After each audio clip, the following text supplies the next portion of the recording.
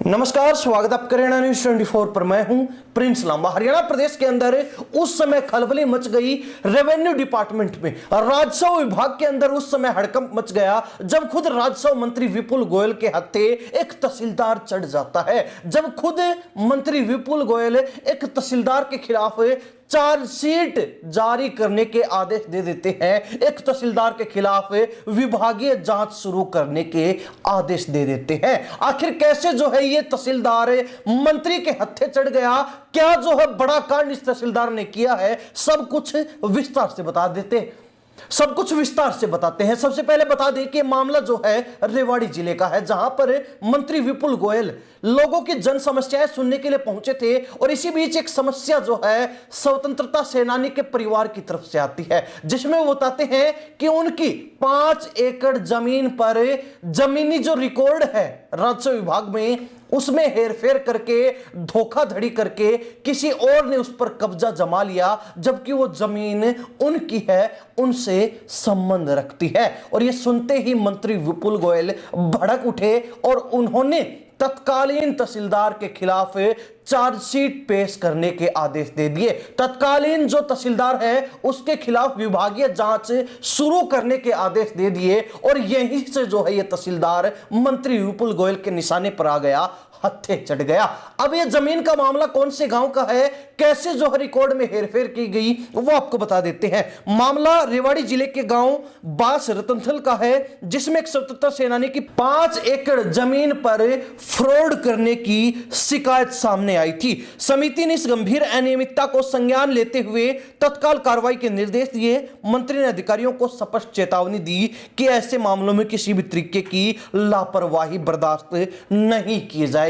आपको बता दें कि इस मीटिंग के अंदर शिकायत सुनने के बाद मंत्री विपुल गोयल ने सेवानिवृत्त तहसीलदार जितेंद्र को चार्जशीट करने और जमीन की गलत बिक्री में शामिल व्यक्तियों के खिलाफ एफआईआर दर्ज करने के निर्देश भी जारी किए हैं। यह मामला रेवाड़ी के गांव रायपुरा निवासी श्री राम की शिकायत पर सामने आया था। शिकायतकर्ता ने आरोप लगाया था कि गांव की गाटा संख्या 387 व 388 की भूमि पर गलत तरीके से कब्जा किया गया है और राजस्व अभिलेखों में भी हेरफेर की गई है। आरोप है कि अधिकारियों की मिलीभगत से संबंधित भूमि पर अवैध रूप से नाम दर्ज कराए गए। इस मामले में एसडीएम को जांच कर रिपोर्ट देने के निर्देश पहले ही दिए जा चुके थे, लेकिन अब तक कोई भी कार्रवाई या फिर एक्शन नहीं लिया गया, जिसके चलते शिकायतकर्ता सीधे मंत्री के दरबार में पहुंच गए और सीधे राजस्व मंत्री के दरबार में पहुंच गए। राजस्व मंत्री के दरबार में जब उनको उनके ही महकमे की शिकायत मिली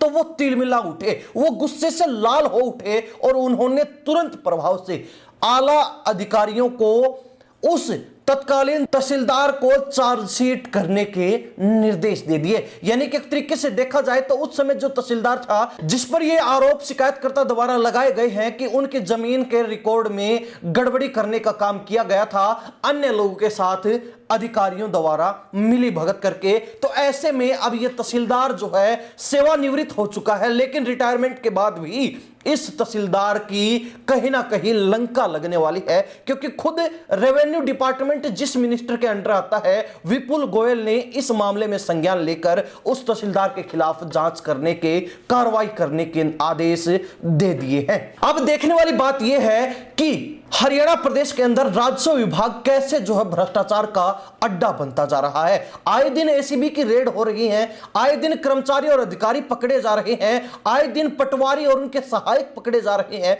आए दिन राजस्व विभाग के तहसीलों में काम करने वाले, तहसीलदार के नीचे काम करने वाले कलरक रिश्वत लेते हुए पकड़े जा रहे हैं। लेकिन बावजूद इसके राजस्व महकमे के जितने भी कर्मचारी अधिकारी हैं कि वो सुधरने का नाम नहीं ले रहे। उनके मन में 1% भी ये डर भय नहीं कि उनके ऊपर कार्रवाई हो सकती है, उनके ऊपर एक्शन हो सकता है, उनकी नौकरी भी इस भ्रष्टाचार के गंदे खेल के चलते जा सकती है। लेकिन फिर भी भ्रष्टाचार के ये नंगा नाच जो है राजस्व डिपार्टमेंट के अंदर, राजस्व विभाग के अंदर खुले रूप से आए दिन देखने को मिल रहा है। और अब एक सेवानिवृत्त तहसीलदार की शिकायत सामने आने के बाद तो यह निश्चित रूप से स्पष्ट हो गया कि यह जो भ्रष्टाचार का खेल है वो कोई आज का नहीं बल्कि वर्षों से चला आ रहा है। और हरियाणा प्रदेश के अंदर अगर बात की जाए तो आज के दिन राजस्व विभाग से भ्रष्ट और कोई महकमा है ही नहीं। जितना भ्रष्टाचार इस अकेले महकमे में है, कुल मिलाकर हर महकमे का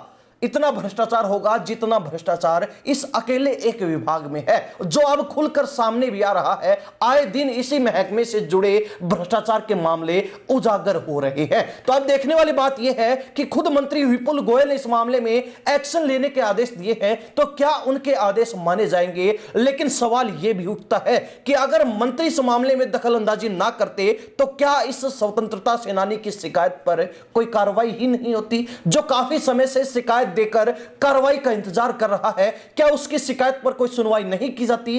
क्या एक स्वतंत्रता सेनानी उन अफसरों के लिए कोई महत्व नहीं रखता जिसकी जमीन पर हेरफेर करके 5 एकड़ जमीन को कब्जाने का काम किया गया? 5 एकड़ जमीन का जो रिकॉर्ड है उसको बदलने का काम कर दिया गया और उसमें अन्य लोगों के नाम जो है दर्ज किए गए। तो ऐसे में क्या एक स्वतंत्रता सेनानी जिसकी देश की स्वतंत्रता के लिए जो लड़ाई हुई उसमें एक अहम भागीदारी रही, एक महत्वपूर्ण किरदार रहा, उसकी सुनवाई करने वाला कोई है ही नहीं? क्या वो स्वतंत्रता सेनानी अगर मंत्री के पास नहीं पहुंचता तो उसकी समस्या का समाधान नहीं होता? यह कहीं ना कहीं पूरी अफसरशाही पर एक धब्बा लगा रहा है, एक सवालिया निशान लगा रहा है कि कैसे जो है अफसरशाही अब लचर पचर नजर आ रही है, कैसे अफसरशाही सरकार से भी ऊपर अपने आप को मानती है, कैसे अफसरशाही में एक इतना भयंकर एटीट्यूड का मायाजाल फैला है कि वो आम आदमी को इंसान तक नहीं समझते, वो उनकी जानवरों तक में गिनती करते हैं। तो ऐसा होना कितना सही है, कितना लाजमी है? और मंत्री के आदेशों के बिना एक आम आदमी की शिकायत पर सुनवाई ना होना भी कितना सही है? हरियाणा प्रदेश की जनता इसको लेकर क्या राय रखती है? कमेंट के माध्यम से जरूर लिखिए। इन्हीं सब बातों के साथ मैं प्रिंस लांबा, हरियाणा न्यूज़ 24। नमस्कार, जय हिंद।